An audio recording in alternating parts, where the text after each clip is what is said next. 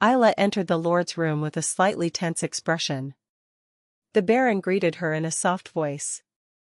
"Sit here, Ayla." She sat next to him, as the Baron had indicated. He hesitated for a moment and then, with difficulty, began to speak. "They haven't found your parents' bodies. It seems they burned along with the house. I wanted to give you a proper funeral, but I'm sorry. Scott and Debbie escaped with their lives, so it was only natural that their bodies were not found," but Ayla lowered her head sadly. "By the way, are Scott and Debbie really your biological parents?" And finally, the crux of the long-awaited story came to light. The Baron investigated the case, searching for traces of Scott and Debbie and sending people to the town where they lived to find out more. But they didn't have a daughter. They had a son, but he was said to have died a long time ago. Plus, they were in their 50s, pretty old for the parents of a 13-year-old girl. If she were a late daughter born after settling in the mountains, it wouldn't be so strange that there was no record of Ayla's birth, but it was worrying because it was quite rare for someone to give birth at 40. "Oh, that's true." Ayla looked down at the ground and spoke in a pitiful voice. "Of course, it wasn't true. I heard someone abandoned me in front of the cabin. So they took me in and raised me." "I see. So, the name Ayla was given to you by your adoptive parents?" After hearing his answer, Baron Herzig asked again with a pitiful expression. "No, I wore a necklace and it said Ayla, so that's what they called me." Ayla responded with a cool expression, but inside she was cheering. They were almost there. If they showed the necklace to the Baron, he would realize that she was the long-lost daughter of the Duke of Weishafen. "Do you still have the necklace? Can I see it?" "Oh, here it is." Ayla removed the pendant from around her neck and showed it to the Baron. The Baron, who accepted the necklace, was struck by lightning and was lost in thought. Although it was slightly damaged due to lack of proper care, the necklace chain was made of gold. It was too luxurious to be considered a commoner's. Furthermore, the gem set in the pendant was a snow diamond.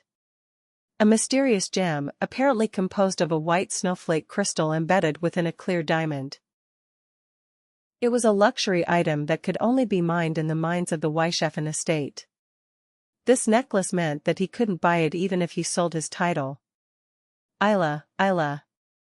The Baron repeated his name, because he felt that he had heard it somewhere. But he was worried that the young woman would be confused, so he quietly sent her away. "Yes, I understand. You can come back now." "Oh, you'll be in the worst mood, so you don't have to help with the work. Go to your room and rest a little early." Baron Herzig patted Ayla on the back. Even if they weren't her biological parents, she had lost those who raised her for 10 years, and now she can't even find their bodies, so how heartbreaking must it be? Of course, Ayla wasn't at all devastated by the news that their bodies hadn't been found, but she was grateful for his thoughtfulness. The thought of meeting her birth parents soon excited her, and she felt like she couldn't concentrate on anything. After leaving, Baron Herzig was left alone and searched his study for a pamphlet that a gentleman from Weishafen had left years before. "I'm sure I put it here." The Baron was a humble nobleman, far removed from the central nobility, and had no connection with Duke Roderick Weishafen. However, he had always admired her righteousness, and upon learning that she had lost her daughter, she kept the pamphlet instead of throwing it away, hoping it might be of help. And after searching through the drawers for a while, the Baron finally found the documents he was looking for. Baron Herzig, who was quickly reading the pamphlet looking for the missing princess, was so surprised that he collapsed in his seat. Ayla hailing Weishafen. Silver hair, blue eyes. She looked exactly like the orphan girl staying in her mansion, and even had the same name. There was no mention of a necklace in the brochure, but if the mention of a necklace was intentionally left out for fear of someone pretending to be a princess. That girl, is she the princess of the Weishafen house? At such a surprising conclusion, the Baron felt the hairs on the back of his neck stand up. Your Highness, Your Highness. Winfred, who had just gone to bed and was about to fall asleep, was forced awake by Sergeant Joseph, who was making a fuss and waking him up. What the hell could be going on to wake up a poor kid who had just gone to bed after midnight and would have to wake up again in a few hours? That. What's happening? Get some sleep, get some sleep. The Crown Prince, who would normally never raise his voice, became a boy who always acted out when he woke up. Due to his merciless schedule and constant lack of sleep. That. Your Highness, listen. Joseph gently tugged on Winfred's ear and whispered something in her ear. At first, Winfred had a blank and irritated expression, but as Joseph spoke, her eyes widened and she finally opened her mouth and asked out loud.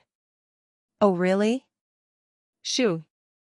Yes, someone came to the house that His Highness mentioned. Holding a handwritten letter from the Crown Prince. Hearing those words, Winfred jumped out of bed. It was not time to sleep. After receiving Ayla's request, he reviewed several times when he would send someone. When she said that she was grateful to those people, she became curious about who they were. He also wanted to ask if they had any news about Ayla. What kind of people are they? Winfred asked, looking around in a low voice.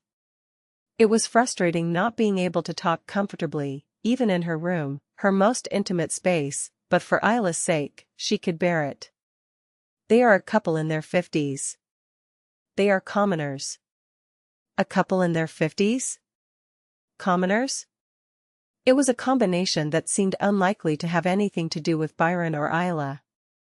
Winfred rested her chin in her hand and fell into thought.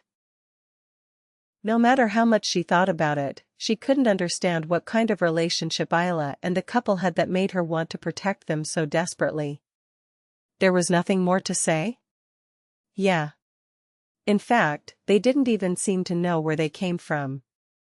They said they seemed extremely confused. Joseph shrugged, saying that since neither of them could read and write, they didn't even seem to realize that they were holding a handwritten letter from the Crown Prince. Joseph's response only piqued Winfred's curiosity. He felt like he wouldn't be able to sleep if he kept wondering. I guess I'll have to go see it myself. At her words, Joseph asked with a shocked expression, as if he had heard something nonsense. Yeah? Your Highness? When exactly? The Crown Prince of the Palace Empire was extremely busy. And, of all things, this was their busiest time of the year. With his busy schedule, he couldn't spare a moment for it. When would I find time to go to Anga?